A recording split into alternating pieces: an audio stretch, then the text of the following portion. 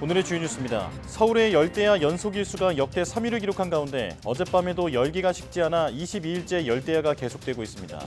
한반도를 뒤덮은 고기압의 영향으로 이달 말까지 늦더위가 이어질 예정이라 열대야 연속 일수는 물론 최장 기록까지 경신될 수 있습니다. 연일 이어지는 찜통더위에 폭염 관련 재난 문자가 지난해 같은 기간보다 1.4배 늘어났습니다. 온열 질환자 역시 벌써 2,100명을 넘어섰는데 노인과 어린이의 경우 더위에 취약한 만큼 건강관리에 주의해야 합니다. 폐막한 파리 올림픽은 기후올림픽을 표방했지만 선수들은 극심한 폭염으로 두통과 오한, 무기력증 등을 겪었습니다. 다음 올림픽이 열리는 미국 LA의 여름도 심상치 않은데 개최 시기를 꼭 한여름으로 고집할 필요가 있느냐는 지적이 나옵니다.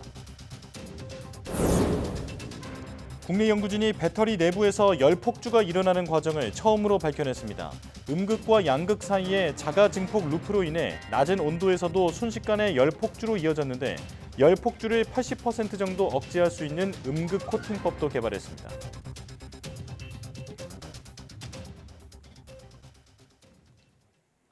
여러분 안녕하십니까? 8월 12일 사이언스 투데이입니다. 지난 주말 사이 서울의 연속 열대야 일수가 역대 3위를 기록한 가운데 이번 주에도 폭염과 열대야가 이어질 전망입니다. 지난 밤 사이 25도를 웃도는 열대야가 나타나 서울은 22일째, 제주는 28일째 열대야가 지속되고 있습니다.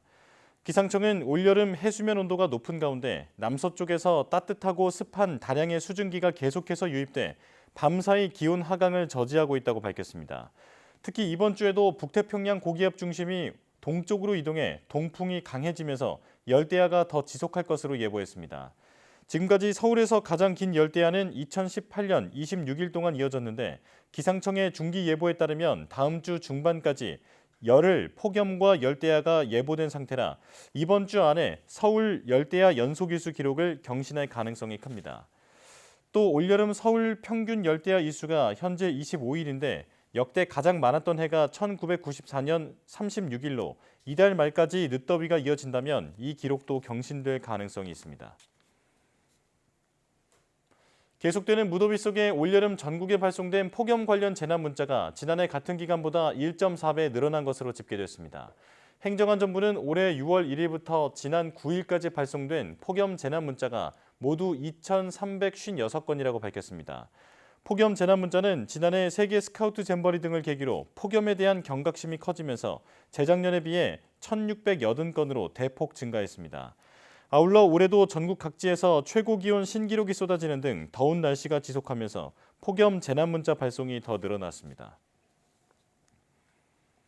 폭염이 이어지면서 온열 질환 환자가 벌써 2,100명을 넘어섰고 추정 사망자도 20명 발생했습니다. 만성 질환자나 노인, 어린이의 경우 폭염에 특히 취약해 온열 질환 예방에 더욱 신경 써야 합니다. 이문석 기자입니다. 온열 질환에 특히 취약한 집단인 폭염 고위험군이 있습니다. 야외에서 일하는 노동자는 당연하고 만성 질환자들이 여기에 포함됩니다. 먼저 심뇌혈관 질환자의 경우 급격한 체온 변화가 심장이나 혈관에 무리가 돼 찬물 샤워를 피해야 합니다. 또 땀 배출로 혈액 농도가 짙어지면 혈전이 생길 수 있어 수분 섭취가 중요합니다. 고혈압 환자도 수분을 충분히 보충해주지 않으면 혈액 농도가 짙어져 혈압이 상승할 수 있습니다. 당뇨병 역시 혈당이 상승해 쇼크가 오지 않도록 물을 충분히 마시고 당도 높은 과일과 음료수는 피하는 게 좋습니다. 하지만 신장 질환자는 물 마시는 걸 조심해야 합니다. 한꺼번에 물을 많이 마시면 부종과 저나트륨 혈증이 생겨 위험해질 수 있기 때문입니다. 일반인들과 달리 만성질환자 중 특히 신장질환이 있는 분들은 수분 대사가 원활하지 않을 수 있어 의사 선생님과 상담해서 수분을 섭취하시기 바랍니다. 노인과 어린이 역시 일반 성인보다 온열 질환에 취약합니다. 노인의 경우 땀샘이 감소해 땀 배출량이 적어 몸을 식히는 능력이 약하고 온열 질환을 인지하는 능력도 떨어집니다. 어린이는 신진대사율이 높아 열은 많은데 체온 조절 기능이 충분히 발달하지 않아 온열 질환 위험이 크다는 점에서 보호자의 세심한 주의가 필요합니다. YTN 이문석입니다.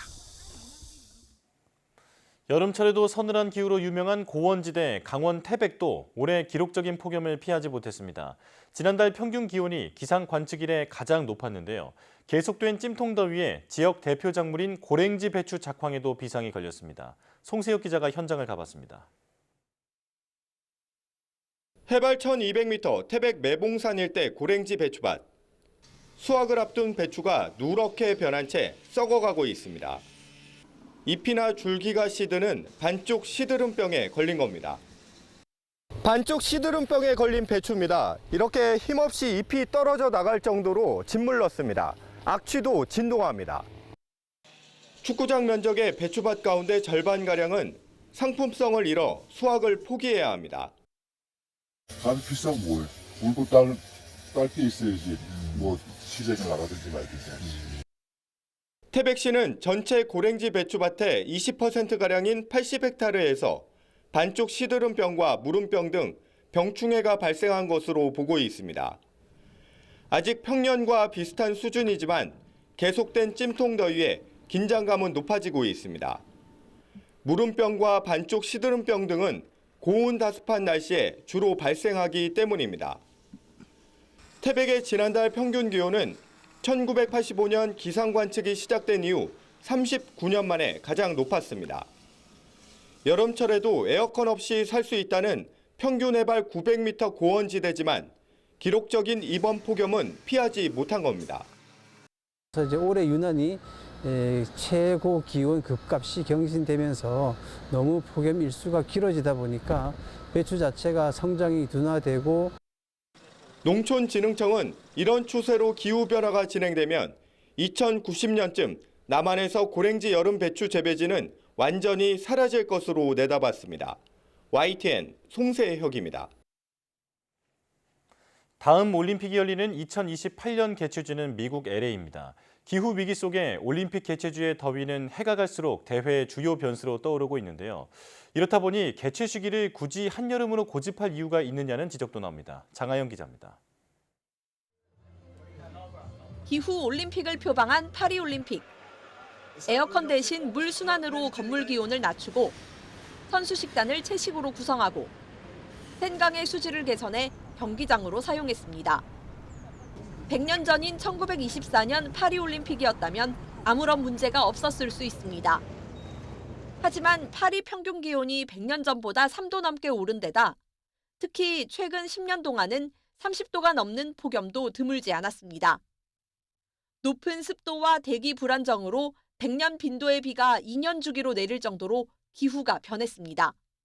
Flip the coin and hope for a dry season, and it turned out to be the rainiest in the last 30 years. And someone should have expected this, and I'm sure that they had an idea that this was likely to happen, or 50-50, but they gambled, I think. 선한 의도를 지키려는 주최 측의 고집과 이를 아랑곳하지 않고 올라가는 기온과 습도, 피해는 선수들이 보게 됩니다. 영국 지속가능 스포츠협회가 도쿄올림픽 이후 선수 20여 명을 상대로 심층 인터뷰를 진행했는데 대회 기간 찜통더위로 두통과 오한, 무기력증이 일상이었다고 증언한 선수. 더위에 대비하려고 얼음 목욕을 하다 햄스트링이 여러 차례 찢어졌다는 선수도 있었습니다. 패럴림픽 선수들에게 미치는 영향은 더 심각합니다. 5명 중 1명이 열 스트레스 관련 증상을 호소했습니다. 하계올림픽이 늘 한여름에 열린 건 아닙니다. 1964년 도쿄와 1968년 멕시코시티 올림픽은 10월에 열렸고 1988년 서울올림픽도 추석을 낀 화창한 가을 날씨 속에 진행됐습니다. 하지만 그 이후부턴 남반구의 시드니 올림픽을 제외하고는 모두 7, 8월 한여름에 열렸습니다. 미국 미식축구와 유럽 프로축구 시즌을 피하려는 방송사의 사정 때문인데 방송사 중계권료는 올림픽의 가장 큰 수입원입니다. 다음 올림픽이 열리는 미국 로스앤젤레스의 여름 날씨도 심상치 않습니다.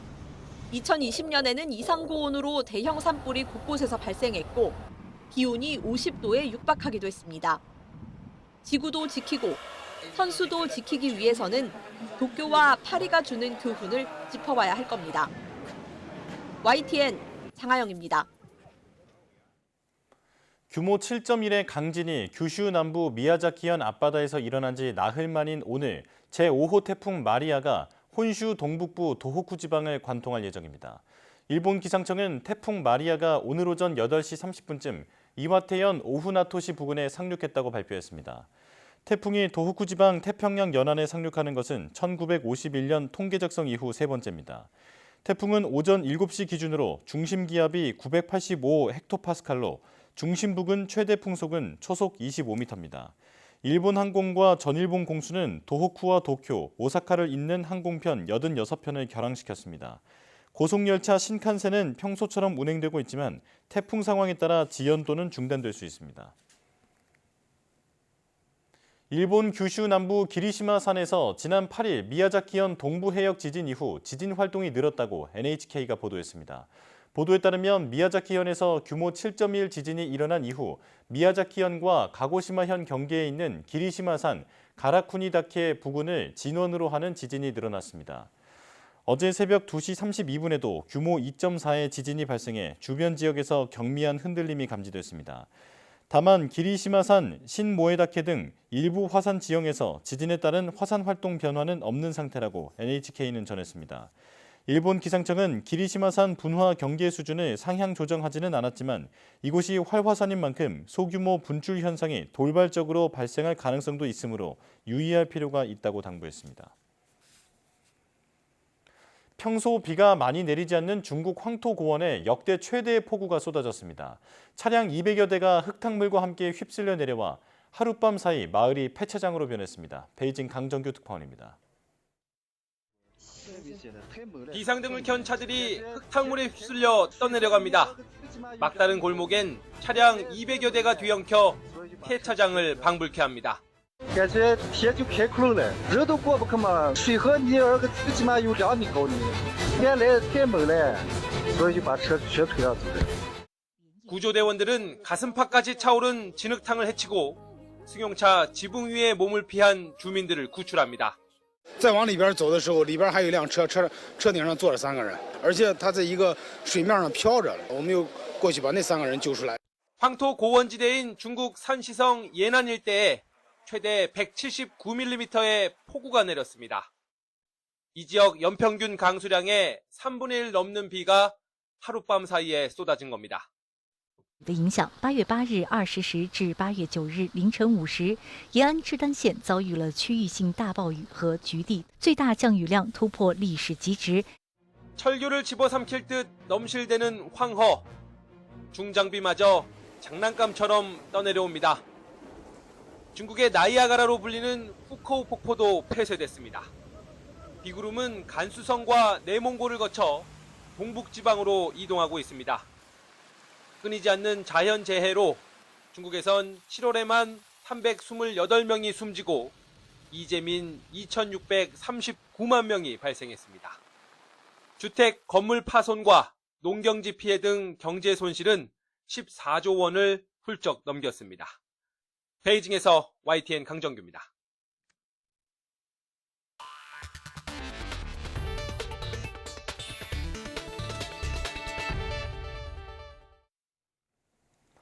인천 전기차 화재 등으로 전기차에 대한 공포감이 커지고 있습니다.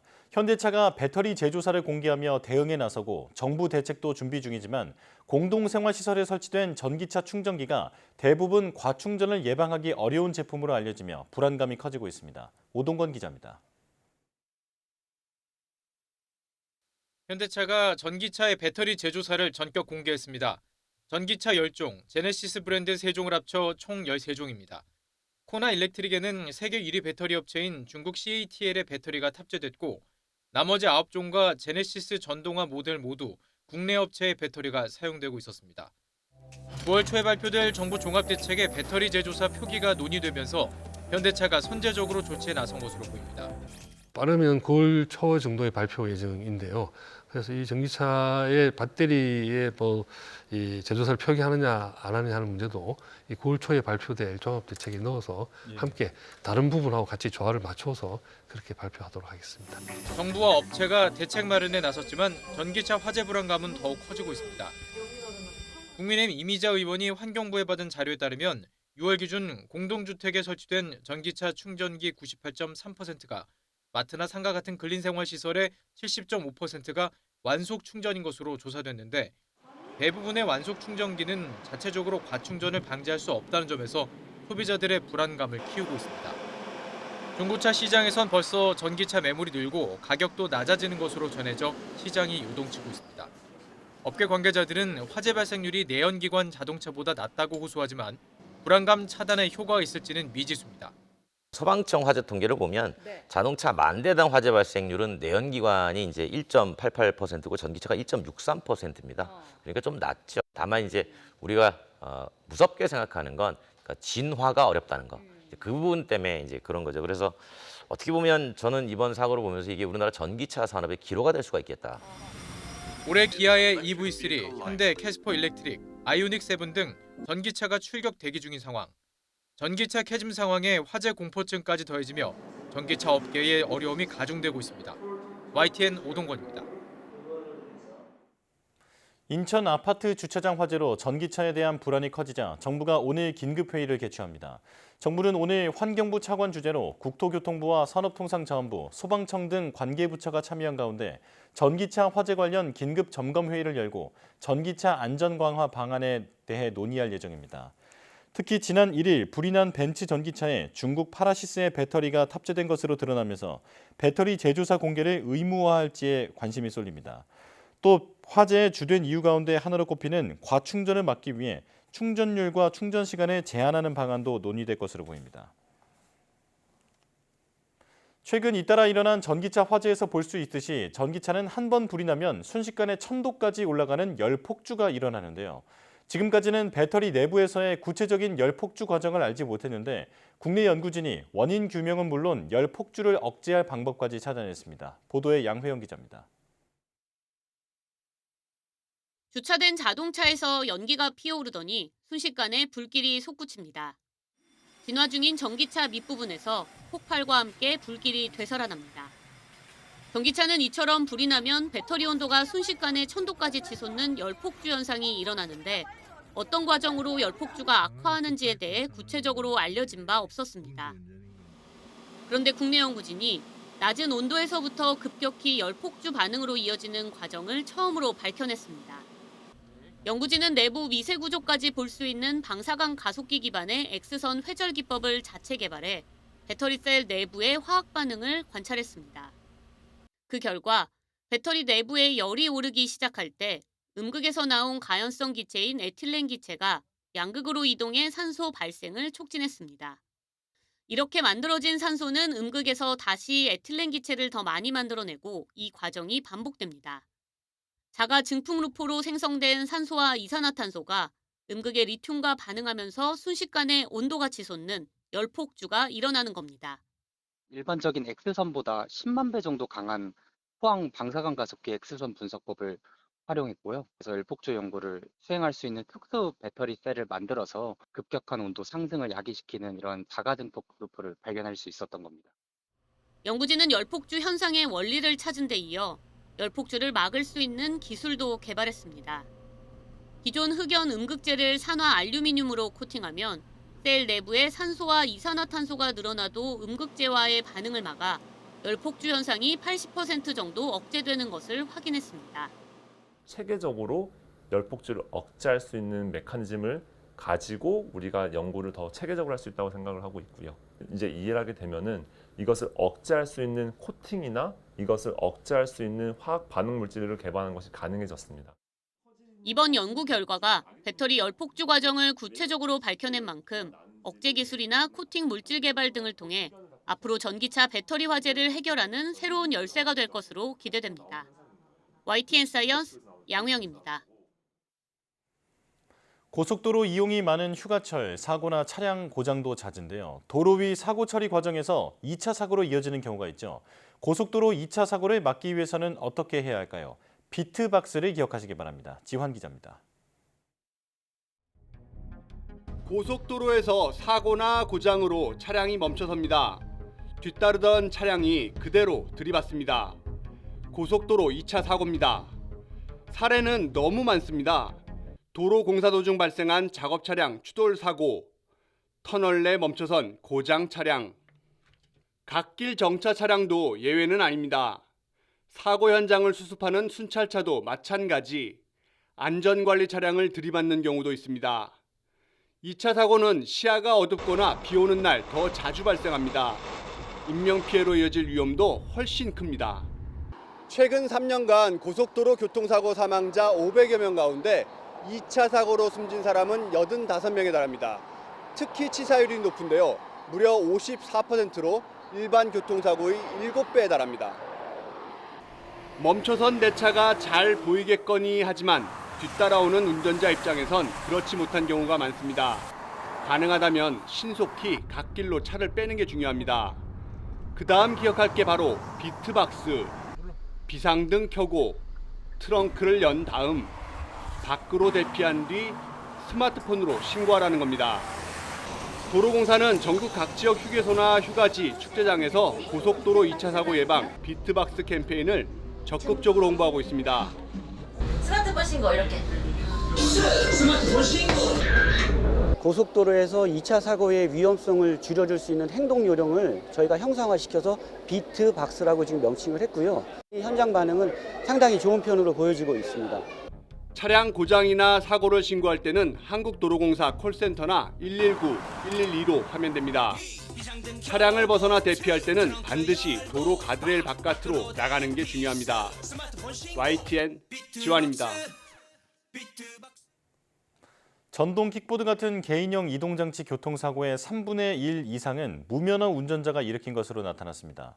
도로교통공단 교통과학연구원은 지난 2017년부터 2022년까지 6년 동안 발생한 개인형 이동장치 교통사고 5,860건 가운데 35%가 무면허 사고라고 밝혔습니다. 무면허 사고를 일으킨 운전자 가운데 10대가 67.6%로 가장 많았고 20대가 18.6%로 뒤를 이었습니다. 연구팀은 이와 관련해 20대 이하를 대상으로 운전면허 취득 등 관리가 필요하다고 제언했습니다. 공연장이 아닌 영화관에서 가상현실 기기로 아이돌 공연을 즐기는 VR 콘서트가 인기를 끌고 있습니다. 이 기술은 원래 미국에서 시작됐는데 K-팝 인기를 바탕으로 미국으로의 역수출도 기대됩니다. 오지원 기자입니다. 아메리칸 뮤직 어워드와 빌보드 뮤직 어워드를 휩쓴 팝스타 메간 디 스탈리온의 무대입니다. 공연장이 아닌 가상현실 속 모습으로 VR 기기를 사용하면 언제 어디서나 생생한 공연을 즐길 수 있습니다. 2015년 카카오 초기 멤버 4명이 모여 만든 VR 콘서트 제작 유통기업의 작품입니다. 미국에 본사를 두고 팝스타들과 작업해오던 이 기업은 지난해 10월 걸그룹 에스파를 시작으로 K-팝에 손을 내밀었습니다. BTS가 막 빌보드에서 1등하고 하면서 K-팝 자체 위상이 좀 높아졌거든요. 그 전에는 사실 K-팝이 좀 돈은 많이 벌고 뭐 그 좋아하는 팬들이 있는 장르는 맞지만은 대중성이 있는 장르는 사실 아니었거든요. 결과는 놀라웠습니다. 좋아하는 가수의 실물을 5cm 눈앞에서 마주한 듯한 가상 공연은 팬들의 마음을 저격했습니다. VR 기기를 쓰고 공연에 몰입한 팬들은 실제 공연장처럼 자유롭게 환호성을 지르거나 노래를 따라 부르기도 합니다. 에스파, 하이에 이어 지난달 31일에는 투모로우바이투게더의 VR 콘서트를 개봉했는데 매진 행렬이 이어지고 있습니다. 특히 투모로우바이투게더의 VR 콘서트는 미국 시장으로의 역수출을 노립니다. LA를 시작으로 5개 도시에서 개봉되는데 성공에 대한 기대감이 커지고 있습니다. K-팝 산업 자체가 뭐 한국이 어떻게 보면 종주국이니까 근데 의미가 큰 시작이지만 매출 규모로 따지면 사실 해외에서 더 많은 이제 매출이 나거든요. 결국에 글로벌로 이걸 유통할 수 있는 여하지만 사실 의미가 있는 상황이긴 하거든요. 시간과 공간적 제한을 넘어서는 새로운 공연 기술이 K-팝 아티스트를 만날 수 있는 새로운 통로로 자리 잡을 수 있을지 주목됩니다. YTN 스타 오지원입니다.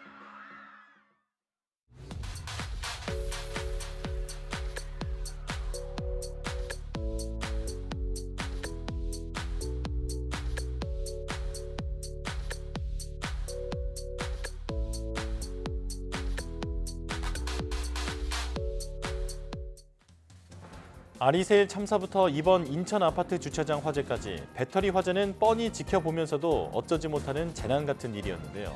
그 핵심 원인인 열폭주를 예방하는 기술을 국내 연구진이 개발했다고 하죠.